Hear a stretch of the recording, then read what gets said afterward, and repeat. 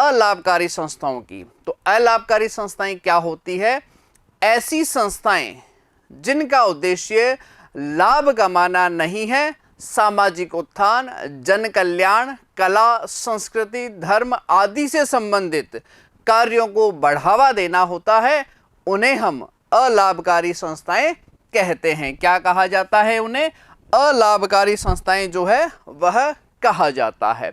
बात करते हैं हम अलाभकारी संस्थाओं की विशेषताएं। तो सबसे पहली चीज, इनकी जो सेवाएं हैं, जो सर्विसेज देते हैं, ये बिल्कुल निशुल्क दी जाती है, या मैं ऐसा कहूं निशुल्क नहीं भी है तो नाम मात्र के शुल्क पर दी जाती है, जिसके पीछे जो ऑब्जेक्ट है वो बिल्कुल भी लाभ कमाना नहीं होता है।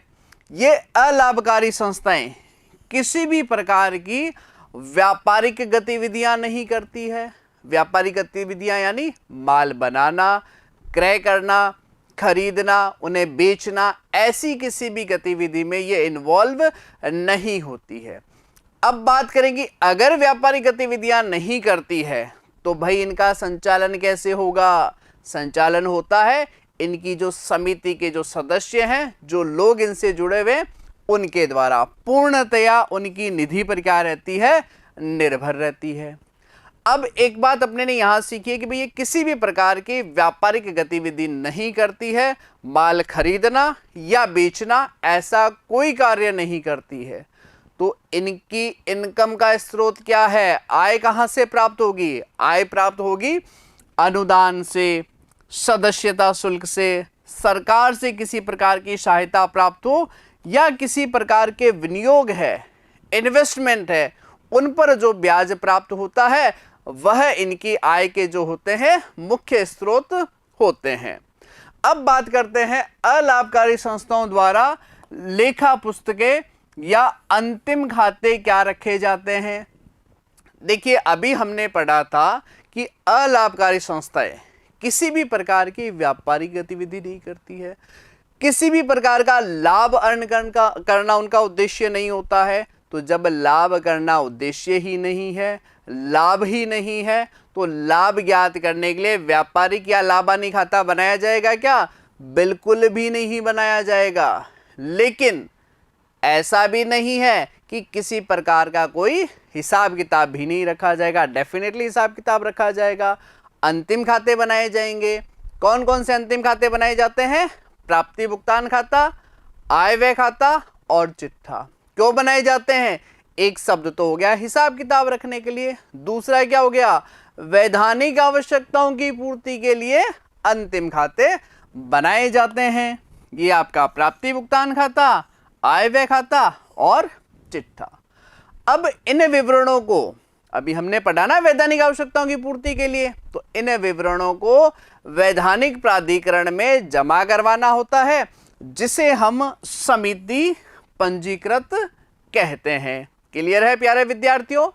आगे देखिए, इन संस्थाओं का जो निर्माण है वो एक ट्रस्ट या प्रन्यास के रूप में किया जाता है, और इनका कार्य किसके द्वारा किया जाएगा?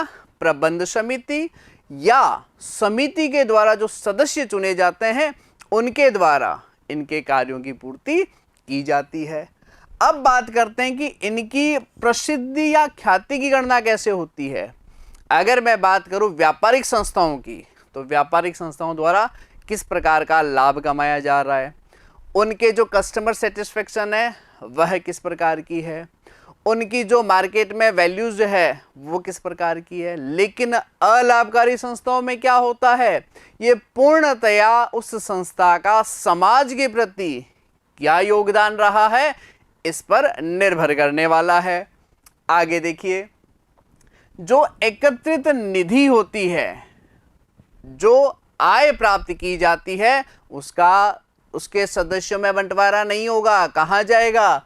वह पूंजी निधि या सामान्य निधि में जमा किया जाता है। डेफिनेटली इस बात का विशेष ध्यान रखोगे, कहीं पर भी इसके मेंबर्स में जो लाभ की राशि है, जो निधियां प्राप्त करते हो, वो इनके सदस्यों में वितरित नहीं की जानी है, वह राशि पूंजी निधि में हस्तांतरित होनी है। अब बात करते हैं अलाभकारी संस्थाओं द्वारा पुस्तकें कौन कौन सी रखी जाती है, हिसाब किताब जो है वो किस प्रकार से रखा जाएगा। तो पहली पुस्तक जो है वो है आपकी रोकड़ बही, जिसे हम इंग्लिश में कैश बुक कहते हैं। रोकड़ बही के अंतर्गत क्या क्या आता है प्यारे विद्यार्थियों? रोकड़ बही में कितनी नगद प्राप्ति की गई है अथवा कितना नगद भुगतान किया गया है, ये सभी मदें रोकड़ बही में दर्ज होती है। जैसा कि हमने कक्षा 11 में पढ़ा था, जितनी भी प्रतिदिन की नगद प्राप्तियां होती है उन्हें नाम पक्ष यानी डेबिट पक्ष में दर्शाया जाता है और भुगतानों को जो है क्रेडिट पक्ष में दर्शाया जाता है। इसके बाद में जो बही आती है उसे हम कहेंगे लेखा बही। लेखा बही में क्या होगा? इन अव्यापारिक संस्थाओं या अलाभकारी संस्थाओं की जितनी भी आय व्यय है, संपत्ति दायित्व है, उनसे संबंधित जितने भी लेन देन है उनको लिखने के लिए लेखा बही रखी जाती है। और ये लेखा बही वित्तीय विवरण बनाने में क्या होती है? सहायक होती है, वित्तीय विवरण बनाने में हेल्पफुल होती है। इसके बाद में हम बात करते हैं स्टॉक रजिस्टर का। प्यारे विद्यार्थियों, स्टॉक रजिस्टर क्यों रखा जाता है? उस अव्यापारिक संस्था की जितनी भी संपत्तियां हैं उनकी डिटेल जो है इस स्टॉक रजिस्टर में रखा जाता है। जैसे मैं बात करता हूं एक लाइब्रेरी की, तो विद्यार्थियों लाइब्रेरी के अंदर कितनी पुस्तकें हैं, उन सदस्यों को कब कब वो पुस्तकें जारी की गई है, उनके द्वारा पुस्तकें कब रिटर्न की गई है और किसी तिथि विशेष को उस लाइब्रेरी में पुस्तकों की संख्या क्या क्या है, इसकी जानकारी कहाँ से होगी? इसकी जानकारी होती है प्यारे विद्यार्थियों स्टॉक रजिस्टर में। तो ये पुस्तकें रखी जाती है रोकड़ बही, लेखा बही और स्टॉक रजिस्टर।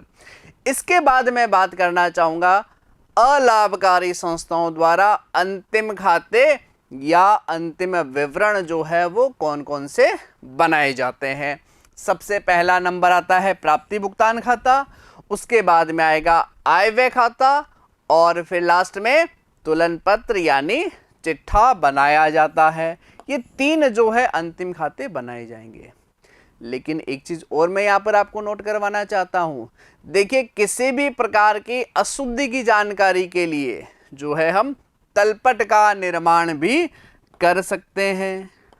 और जैसा कि हमने 11वीं कक्षा में पढ़ा था, ये जो तलपट होता है वो आपके अंतिम खाते बनाने में काफी महत्वपूर्ण होने वाला होता है। अब देखिए, बात करते हैं हम प्राप्ति एवं भुगतान खाता, इंग्लिश में जिसे कहा जाता है रिसिप्ट्स एंड पेमेंट अकाउंट। क्या होता है प्राप्ति भुगतान खाता? पहली बात जो सबसे इंपॉर्टेंट चीज है वो है रोकड़ बही के आधार पर बनाया जाता है। रोकड़ बही के आधार पर कैसे? जैसा कि हम कैश बुक रखते हैं, उस कैश बुक के अंतर्गत जितनी भी प्राप्तियां और भुगतान है उन्हें हम प्राप्ति भुगतान खाते में लेके आएंगे। लेकिन एक बात का मेरे प्यारे विद्यार्थियों बहुत ध्यान में रखना है, रोकड़ बही जैसा कि हमने पूर्व में अध्ययन किया है वो डे टू डे, तारीख से तारीख बनाई जाती है। पहले अप्रैल 1 के लेखे होंगे, फिर अप्रैल 2, फिर अप्रैल 3, इस प्रकार से जो है उसमें प्रविष्टियां दर्ज की जाएगी। जबकि यहाँ हम क्या पढ़ रहे हैं? अंतिम खाते बन रहे हैं। अंतिम खातों के अंतर्गत 31 मार्च को ही प्रविष्टि होती है। अब देखिए, रोकड़ बही के आधार पर है तो निश्चित रूप से ये क्या है? रोकड़ बही का सारांश होता है। जैसे एक वर्ष के 12 महीने में वेतन यदि 12 बार चुकाया जाता है तो प्राप्ति भुगतान खाते में उस वर्ष विशेष की कुल वेतन की राशि एक ही बार लिख देंगे। तो रोकड़ बही के आधार पर बनाया जाता है। अब देखिए, जो रोकड़ या बैंक का प्रारंभिक शेष है वो नाम पक्ष में लिखा जाएगा टू बैलेंस बीडी। लेकिन एक बात और ध्यान रखने की है, यदि आपको बैंक अधिविकर्ष दे दिया तो कहाँ जाएगा? जमा पक्ष में जाएगा बाई बैलेंस बीडी। बैंक अधिविकर्ष होने पर जमा पक्ष में। यहां हम बात करेंगे बैंक अधिविकर्ष होता है क्या है, बैंक ओवरड्राफ्ट होता है क्या है। हमारे बैंक खाते में जितनी राशि जमा है, अगर बैंक हमें उस राशि से अधिक आहरण करने की, विड्रॉन करने की यदि सुविधा देता है और वह राशि अगर बैंक से निकाल ली जाती है तो उसे बैंक अधिविकर्ष की स्थिति कहते हैं। यानी बैंक का नेगेटिव शेष कहाँ लिखा जाएगा? प्राप्ति भुगतान खाते के क्रेडिट पक्ष में लिखा जाएगा। इसके बाद में क्या ध्यान में रखना है? जितनी भी प्राप्तियां हैं, जो भी आप रोकड़ प्राप्त करेंगे, प्राप्ति भुगतान खाते के डेबिट पक्ष में जाएगी, नाम पक्ष में जाएगी। जबकि भुगतानों को कहां लिखेंगे? वेरी गुड, भुगतानों को हम लिखेंगे क्रेडिट पक्ष में लिखेंगे। अब एक बात और विशेष रूप से ध्यान में रखना है, ये जो प्राप्ति और भुगतान है किसी भी वर्ष से संबंधित हो सकते हैं। यानी अगर मैं इस वर्ष की बात करता हूं तो इस वर्ष में जितनी भी प्राप्तियां हैं वो भी आएगी, और पिछले वर्ष की कोई आय है लेकिन अब प्राप्त चालू वर्ष में हुई है तो वह भी आ जाएगी। या चालू वर्ष में जो है अगले वर्ष की कोई प्राप्ति हो गई है या अगले वर्ष से संबंधित किसी राशि का भुगतान किया गया है तो वह राशि भी आपकी प्राप्ति भुगतान खाते में आएगी। लेकिन यहां भूलना नहीं है, प्राप्त चालू वर्ष में हो जाना चाहिए, भुगतान चालू वर्ष में हो जाना चाहिए, चाहे वह गत वर्ष से संबंधित हो, चालू वर्ष से संबंधित हो अथवा अगले वर्ष से ही क्यों ना संबंधित हो। अब बात करते हैं आयगत और पूंजीगत दोनों प्रकार के मदों का जो लेखा है वह आपका प्राप्ति व भुगतान खाते में किया जाता है। यहां आयगत और पूंजीगत पर थोड़ा सा मैं प्रकाश डालना चाहूंगा। आयगत का मतलब होती है जो एक वर्ष के लाभों को प्रभावित करती है, जिन्हें हम खर्चों के नाम से जानते हैं। जैसे किसी प्रकार का वेतन है, किराया है, ब्याज है। और पूंजीगत जो एक वर्ष से अधिक अवधि के लिए हो, जैसे फर्नीचर है, कंप्यूटर है, बिल्डिंग है, इन्हें हम पूंजीगत नाम से जानते हैं। तो चाहे आयगत प्राप्तियां हो या पूंजीगत प्राप्तियां, या आयगत भुगतान हो या पूंजीगत भुगतान हो, दोनों ही प्रकार के लेखों को प्राप्ति व भुगतान खाते में दर्ज किया जाएगा। फिर आ जाते हैं गैर रोकड़ी मदें। गैर रोकड़ी मदें यानी ऐसे लेन देन जो नगद को प्रभावित नहीं करते हैं, ना तो नगद प्राप्त होती है ना ही नगद का भुगतान किया जाता है। तो ऐसी किसी भी मद को प्राप्ति भुगतान खाते में दर्ज नहीं करते हैं। जैसे मैंने एक उदाहरण लिया है, मान लो कि अगर आपको शेष दे दे डेप्रिसिएशन का कि हास इतना है, तो क्या प्राप्ति भुगतान खाते में आएगा? क्या बिल्कुल भी नहीं आएगा। यह गैर रोकड़ी मद है। अब बात करते हैं प्राप्ति भुगतान खाते का शेष। यदि डेबिट पक्ष की शेष ज्यादा है, डेबिट पक्ष का टोटल ज्यादा है, तो वह आपका रोकड़ या बैंक का नाम शेष कहलाएगा, और क्रेडिट पक्ष में उसे बाई बैलेंस बीडी द्वारा दर्शाया जाएगा। जबकि यदि क्रेडिट पक्ष की टोटल ज्यादा हो, वह क्या कहलाएगा? आपका बैंक अधिविकर्ष कहलाता है, और इसे हम प्राप्ति भुगतान खाते में टू बैलेंस सीडी द्वारा दर्शाएंगे। क्लियर है? यहां पर बैंक अधिविकर्ष जमा शेष यानी क्रेडिट पक्ष की जो टोटल है वह ज्यादा होती है। अब हम प्राप्ति भुगतान खाते का प्रारूप देखेंगे। कौन कौन सी मदें सामान्यतया डेबिट पक्ष में आती है अथवा कौन कौन सी मदें जो है सामान्यतया क्रेडिट पक्ष में दर्ज होती है। किस प्रकार से? देखिए, ला मतलब आगे लाया गया, शेष जो है वो आगे लाया गया है। किसका?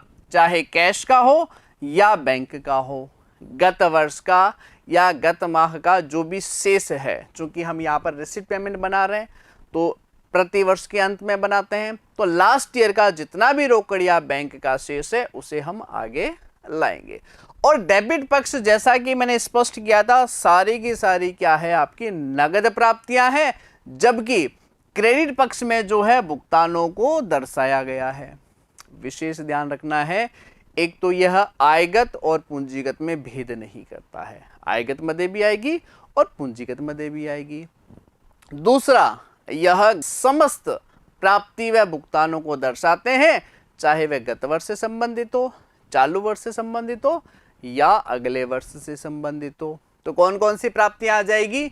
जैसे अभिदान सब्सक्रिप्शन प्राप्त किया गया है, सामान्य दान है, कोई समाचार पत्र पत्रिकाएं जो रद्दी है उनसे कोई बिक्री की जा रही है, उन पर राशि प्राप्त हो रही है, पुराने खेलकूद के सामान का विक्रय है, किसी प्रकार का ब्याज प्राप्त किया जा रहा है, चाहे सावधि हो या सामान्य विनियोगों पर हो, किसी प्रकार के विनियोगों पर राशि प्राप्त हो रही हो, लोकर का किराया, रद्दी का विक्रय, ये सारी जो है जैसे धर्मार्थ कार्यक्रम से प्राप्तियाँ, अन्य प्राप्तियाँ, सरकार से सहायता, वसीयत, विशिष्ट दान, विनियोगों का विक्रय, परिसंपत्तियों का विक्रय, आजीवन सदस्यता शुल्क, किसी भी प्रकार की अलाभकारी संस्थाओं में जो प्राप्तियां होती है वह नाम पक्ष में आएगी। जबकि जमा पक्ष में क्या लिखा जाएगा? जमा पक्ष में उनसे संबंधित भुगतानों को दर्ज किया जाएगा। यहां एक बात स्पष्ट कर लेते हैं, शेष आगे लाया गया बैंक अधिविकर्ष। यदि बैंक अधिविकर्ष की स्थिति है, बैंक ओवरड्राफ्ट की कंडीशन है, तो प्रारंभिक शेष क्या आएगा? By balance BD. रोकड़ का तो कभी भी जमा शेष नहीं होता है। अब ये जो क्रेडिट पक्ष में जो राशियां हैं वो किस बात की तरफ इशारा करती है?